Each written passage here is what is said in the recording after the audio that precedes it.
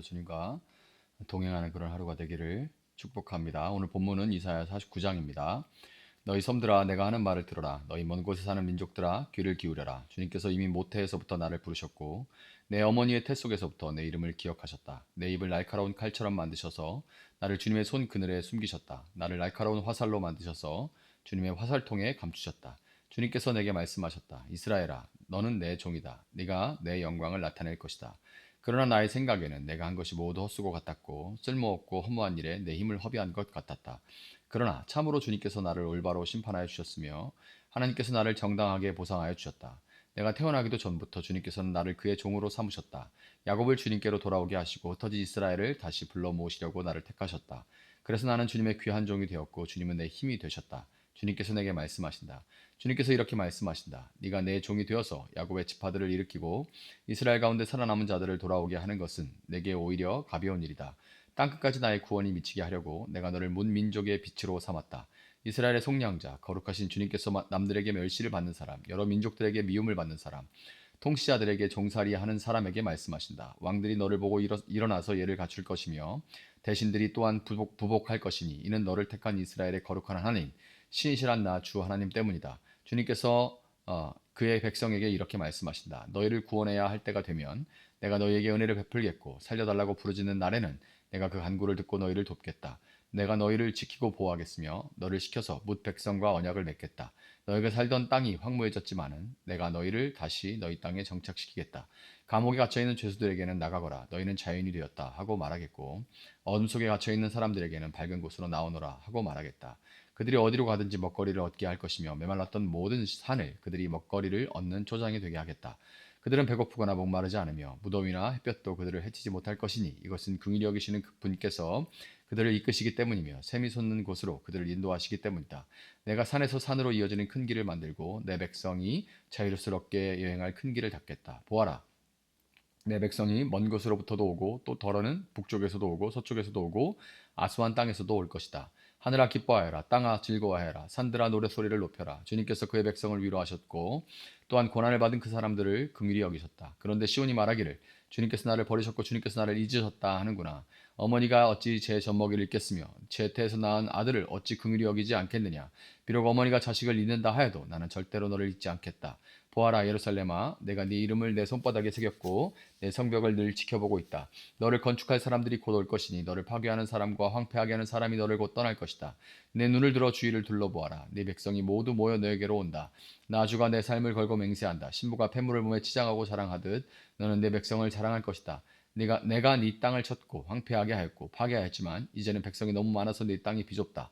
너를 삼키던 자들은 너에게서 멀리 떠날 것이다. 한때 내가 잃은 줄로만 알았던 자녀들이 다시 내 귀에 속삭이를 이곳이 너무 비좁으니 내가 살 수 있도록 자리를 넓혀 주십시오 할 것이다.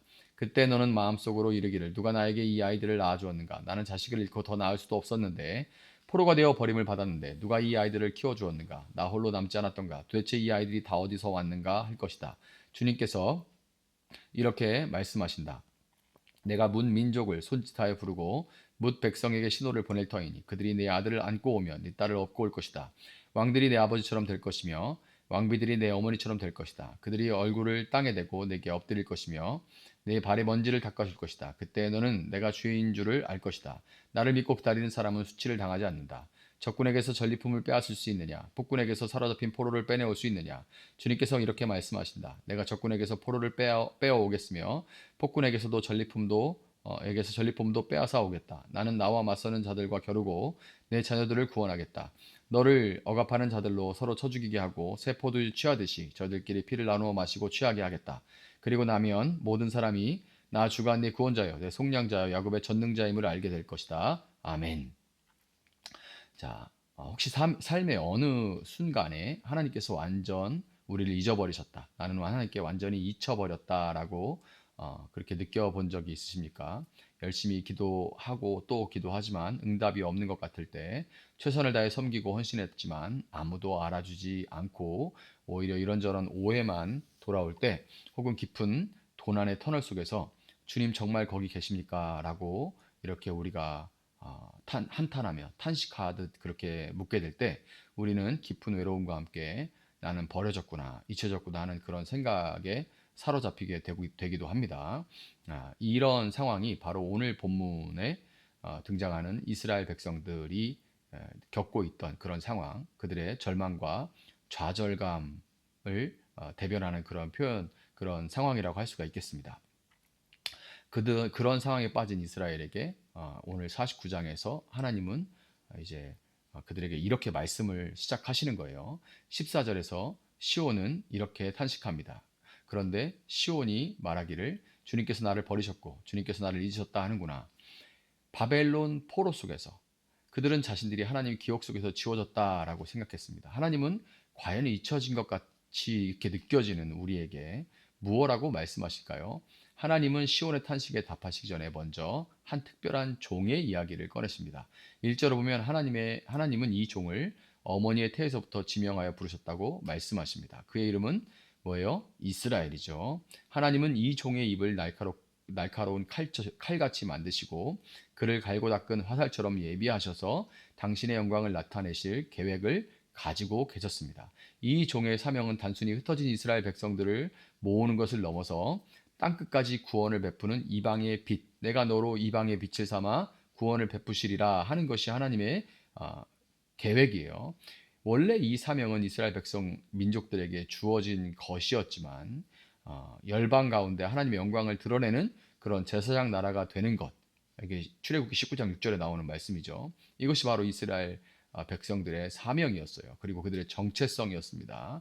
하지만 우리는 성경을 통해서 이스라엘이 이 사명에 실패했다는 걸 잘 알고 있습니다. 그렇다면 이 예언은 누구를 통해서 성취됩니까? 바로 참된 이스라엘로 오신 예수 그리스도십니다. 예수님이야말로 태초부터 하나님과 함께 계셨고 어머니 마리아의 태에서부터 성령으로 잉태되신 그런 분이죠. 그분의 입에서 나오는 말씀은 좌우의 날서는 어떤 검보다 예리해서 우리의 혼과 영과 관절 및 골수를 찔러 쪼개는 진리의 말씀입니다. 그런데 놀랍게도 이 위대한 사명을 받은 종의 입에서 이런 탄식이 터져 나옵니다. 4절에 그러나 나의 생각에는 내가 한 것이 모두 헛수고 같았고 쓸모없고 허무한 일에 내 힘을 허비한 것 같았다. 마치 자신의 모든 사역이 실패로 돌아간 것처럼 보인다라는 그런 고백이죠. 이것은 누구의 목소리입니까? 바로 십자가 달리신 예수 그리스도의 모습입니다. 공생의 기간 내내 수많은 기적을 행하시고 진리의 말씀을 선포하셨지만 결국 제자들에게 배신당하고 백성들에게 버림받고 가장 비참한 모습으로 십자가에 달려 돌아갔을 때 세상 눈으로 보면 그분의 삶은 완벽한 실패였습니다. 하지만 하나님은 그 실패처럼 보이는 지점을 통해서 가장 위대한 구원의 역사를 이루어 가시죠. 하나님은 멸시받고 미움받던 바로 그 종을 통해서 이스라엘의 남은 자들을 구원하고 열방을 구원하실 것이라고 선포하십니다. 그 종을 백성의 언약으로 삼아서 황폐한 땅을 다시 일으키실 것이라고 하나님은 약속하십니다. 예수 그리스도께서 십자가에서 흘리신 피로 새 언약을 이루셨습니다. 그분의 죽음과 부활을 통해서 죄와 사망의 권세 아래 어둠 속에 갇혀 있던 우리를 해방시켜 주시고 우리를 영원한 생명의 샘물 근원으로 인도하시는 선한 목자가 예수님은 되어 주셨습니다. 예수님은 모세가 이스라엘 백성을 광야에서 인도했듯이 이제 온 인류를 죄의 속박에서 이끌어내서 하나님의 나라로 인도하십니다.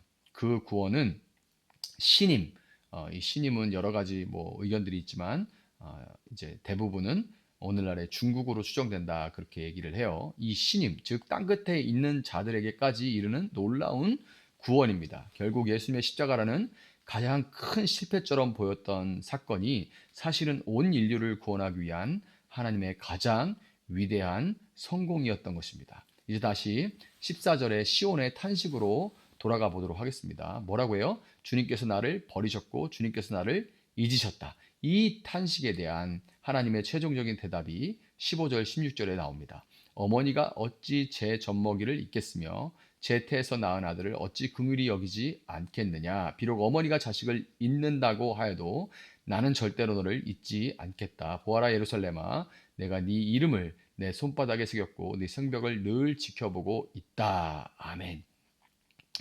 정말 내가 그를 손바닥에 새기고 결코 잊지 않으시리라.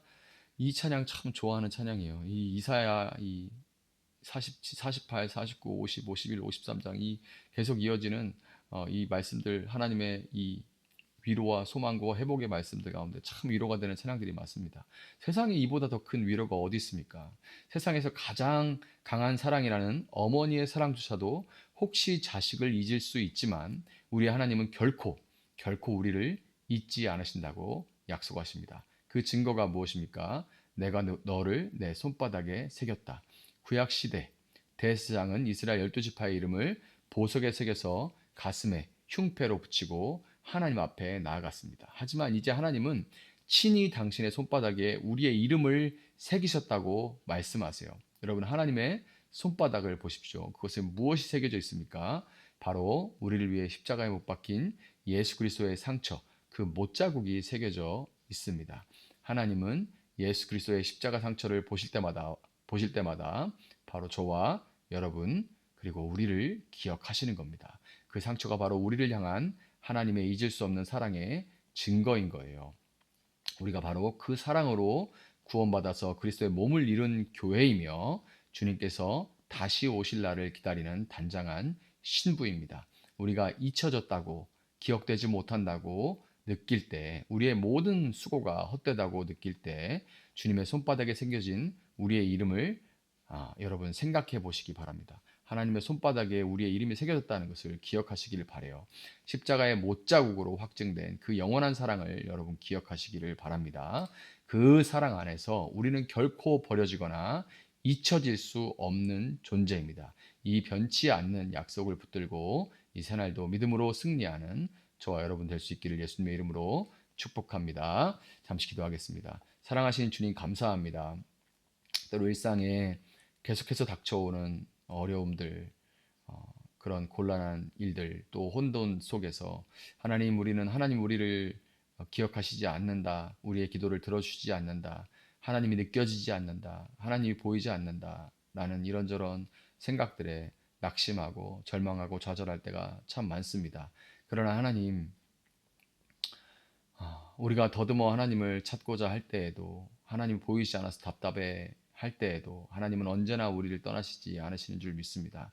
그것들이 비록 우리의 감정이나 우리의 느낌으로 느껴지진 않는다 할지라도 그 모든 것들을 뛰어넘는 분명한 그 증거, 예수 그리스도의 손바닥에 새겨진 그 못자국을 통해서 하나님의 마음 가운데, 하나님의 손 가운데 우리의 이름이 새겨져 있다는 것을 우리가 알게 하시고 믿게 하시고 어떤 상황 가운데도 그 아들을 우리에게 주신 하나님이 더 우리를 절대 잊지 않으시고 더 좋은 것으로 우리에게 주실 수밖에 없는 분이라는 것을 우리는 믿고 붙들 수 있도록 주님 도와주시고 오늘 하루도 그 하나님이 여전히 우리와 함께 계심으로 인하여서 다시금 용기를 내고 엄마 품에 안긴 자녀처럼 평안한 가운데 일상의 어려운 문제들 앞에서도 평안함을 잃지 않게 하시고 담대할 수 있는 저희들 되어줄 수 있도록 그리고 주님 주신 지혜로 바른 판단을 할 수 있는 저희들 될 수 있도록 아버지 함께하여 주시옵소서. 감사하며 예수님의 이름으로 기도합니다. 아멘. 오늘 주신 말씀 붙들고 계속해서 기도합니다.